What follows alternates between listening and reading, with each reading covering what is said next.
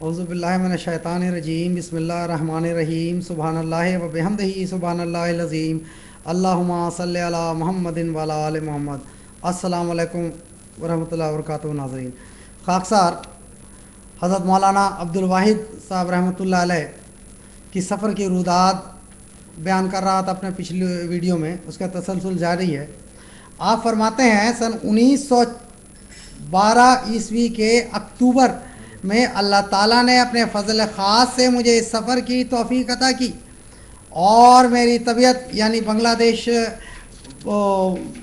से कादियान 1250 किलोमीटर का तवील सफ़र तय करने की तौफ़ीक अता की और मेरी तबीयत ही बफ़ज़ल ताला अच्छी रही। बावन इलाही खाकसार मंदरजा झैल 3 दोस्तों को साथ लेकर आज़िम सफ़र हुआ। मौलवी इमदाद अली, कारी दिलावर अली और धानु मुंशी। अव्वल हम लोग मुकाम पर हमन बढ़िया से रवाना होकर शहर कलकत्ता पहुँचे। चूँकि सुना गया था कि मौलाना शिबली नोमानी इस वक्त लखनऊ में हैं, इसलिए कलकत्ता से रवाना होकर पहले लखनऊ गया। अब ज़रा देखें लखनऊ में किस तरह बात होती है मौलाना शिबली नोमानी साहब से। आप फरमाते हैं कि मौलाना के दरवाज़े पर साइन बोर्ड पर लिखा हुआ है कि जो साहब मुझसे मुलाकात करना चाहते हैं वो 4 बजे के बाद तशरीफ़ लावें। इत्तफ़ाक़न इस वक्त 4 ही बजे थे। बस मैं मौलवी इमदाद अली को साथ लिए हुए जो मेरे हमरा थे मौलाना शिबली के हुजरे में जा पहुंचा। वहाँ देखा कि मौलाना मेरे हस्ब दिल ख्वाह तन्हा बैठे हुए थे, क्योंकि ये चाहते थे कि मौलाना से तन्हाई में बात की जाए। फिर आप कहते हैं अलगर्ज़ मौलाना शिबली साहब को इनकी नशिस्तगाह में तन्हा पाकर मैं बहुत खुश हुआ और समझा कि शायद वो हक़ का इकरार कर लेंगे कि वाकई हज़रत ईसा अलैहिस्सलाम वफ़ात पा चुके हैं। खाकसार ने उनके सामने जाकर अस्सलामु अलैकुम रहमतुल्लाहि व बरकातुहू अर्ज़ किया, जिसके जवाब में उन्होंने वालेकुम अस्सलाम कहा और बैठने की तवाज़ो की। एक कोच पर जो वहाँ बिछी हुई थी बैठने के लिए कहा और मेरे बैठ जाने के बाद दरियाफ्त करते रहे कि वतन कहाँ है और क्या शगल रखता हूँ।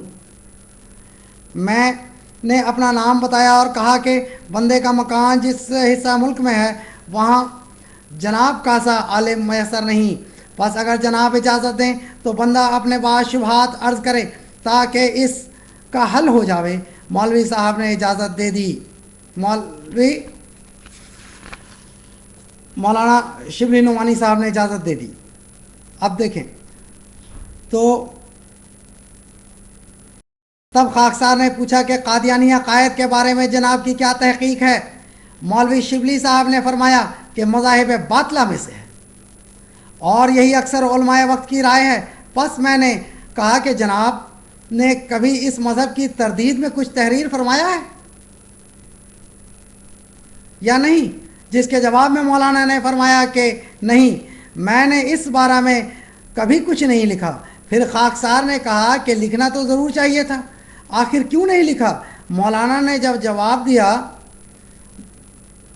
दिया कि मैंने तजुर्बा किया है कि जब कभी किसी बातिल मज़हब की तरदीद की जाती है तो वो मज़हब और बढ़ता है और अगर खामोशी अख्तियार की जावे तो अज़ खुद बतदरीज मिट जाता है।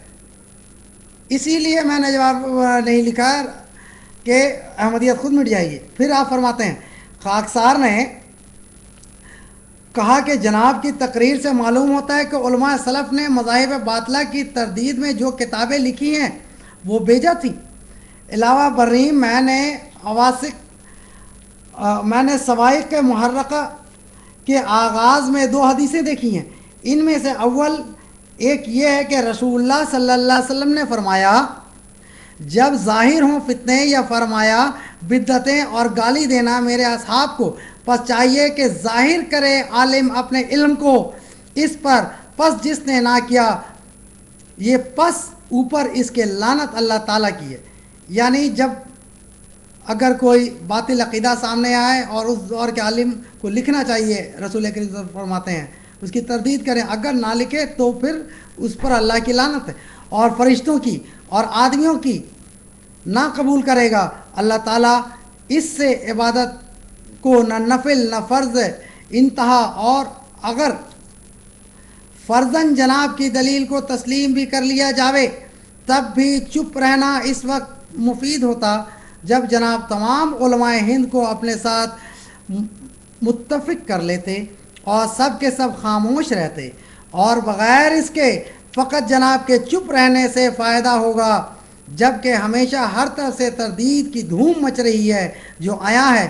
میری یہ دلیل سن کر مولانا شبلی صاحب نے خاموشی اختیار کر لی اور اتنی دیر تک سکوت میں رہے کہ جب پھر جواب کی امید باقی نہ رہی۔ یعنی میں نے اس لیے تردید، مولانا شبلی نعمانی صاحب کہتے ہیں، میں نے اس لیے تردید نہیں لکھا کہ تردید لکھنے سے اس کو پبلسٹی مل جائے گی مرزا صاحب کو اور ان کی جماعت اور بڑھے گی۔ اس پر حضرت مولانا عبد الواحد صاحب رحمۃ اللہ علیہ نے کہا کہ یہ جو احادیث میں آتا ہے کہ جب فتنے ظاہر ہوں یا بدعتیں اور گالی دینا، میرے اصحاب کو چاہیے کہ ظاہر کرے اپنے علم کو، اور اگر آپ نہ کریں گے تو اس پر اللہ کی لعنت ہوگی، فرشتوں کی، اور اللہ تعالیٰ کسی بھی آپ کے جو عبادات اور نفل اور فرض کو قبول نہیں کرے گا۔ جب یہ آپ نے دلیل دیا ہے تو مولانا شبلی نعمانی صاحب خاموش ہو گئے ہیں۔ اس سے پتہ چلتا ہے کہ کتنے بڑے قطب اللہ تعالیٰ نے حضرت مرزا غلام احمد قادیانی علیہ الصلاۃ والسلام کو نوازا تھا۔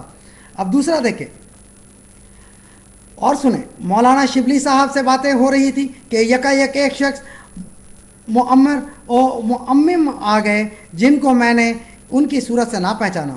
اسی عرصہ میں اور بھی 10-12 آدمی باہر سے آ کر فروکش زمین پر بیٹھ گئے۔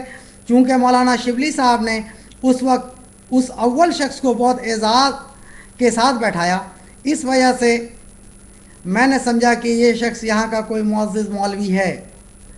ان 10-12 آدمیوں میں سے ایک شخص جو نیم مولوی سا نظر آتا تھا کھڑا ہو کر ادب سے کہنے لگا کہ آپ کے مخاطب مولانا مفتی محمد عبداللہ صاحب ٹونکی ہیں۔ یہ سن کر میں پھڑک اٹھا اور ان سے مصافحہ کر کے کہا کہ آپ تو اس وقت میرے لیے ایک نعمت غیر متبرقہ ہیں، کیونکہ خاکسار آپ کا نامی بہت دنوں سے سنتا رہا اور آپ کی ملاقات کا بڑا اشتیاق رکھتا تھا۔ آپ کے لکھنؤ میں مل جانے کا مجھے وہم و گمان بھی نہ تھا۔ مفتی صاحب ممدوح نے بھی میرا حال دریافت کیا۔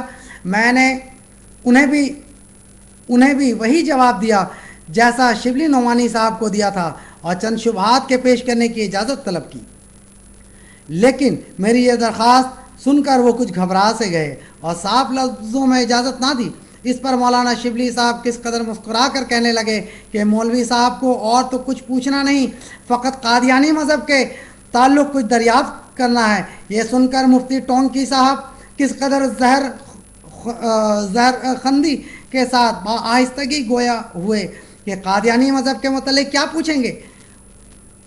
ان کے اس سوال کو میں نے اجازت پر حمل کر کے کچھ پوچھنا شروع کیا۔ چنانچہ سب سے پہلے میں نے کہا کہ جناب نے قادیانی مذہب کے رد میں کبھی کچھ لکھا ہے؟ انہوں نے کہا نہیں۔ میں نے پھر کہا کہ کیوں نہیں لکھا؟ میں نے تو آپ کا دستخط مرزا صاحب کے مخالفین کے بعض فتاوی تکفیر پر دیکھا ہے۔ دیکھیں شیخ صاحب بھی مخالفین کے بعض فتاوی تکفیر پر دیکھا ہے۔ ٹونکی مولوی صاحب نے کہا کہ مجھے مرزا کے مذہب کی تردید لکھنے کی فرصت ہی نہیں۔ مرزا صاحب کے خیالات کی تردید کرنے والے اور بہت سے لوگ ہیں۔ چنانچہ مولوی محمد حسین بٹالوی نے بہت کچھ لکھا ہے۔ پہلے تو وہ مرزا صاحب کے مرید تھے، پھر مخالف ہو گئے۔ اس پر میں نے کہا کہ میں نے آپ کا لکھا ہوا ایک رسالہ حرمت غراب یعنی کوا کہ حلال ہے یا حرام ہے، حرمت غراب پر دیکھا ہے، اور یہ نہایت تعجب کی بات ہے کیونکہ کوا کون کھاتا ہے؟ نہ آپ کھاتے ہیں، نہ میں کھاتا ہوں، اور نہ کوا کھانے والا کسی کو میں نے دیکھا ہے۔ دیوبندی جو مسئلہ حلت غراب کے بانی موانی ہیں وہ لوگ بھی نہیں کھاتے۔ پھر آپ فرماتے ہیں فقط ایک فرضی بات ہے کہ ضد سے اس پر اڑے ہوئے ہیں۔ اس پر آپ کو رد لکھنے کی خوب فرصت ملی ہے، اور ادھر ہزاروں بلکہ لاکھوں آدمی آپ جیسے بزرگوں کے فتاوے کے مطابق کافر ہو رہے ہیں، پھر بھی آپ کو رد لکھنے کی فرصت نہیں ملی۔ اس پر مولانا خاموش ہو گئے۔ سبحان اللہ و بحمدہ سبحان اللہ۔ یہ اس قسم کے اللہ تعالیٰ نے قطب سے نوازا تھا وقت کم ہے، انشاءاللہ تعالی میں تیسرے ویڈیو میں اس بات کو اور کھولوں گا. السلام علیکم.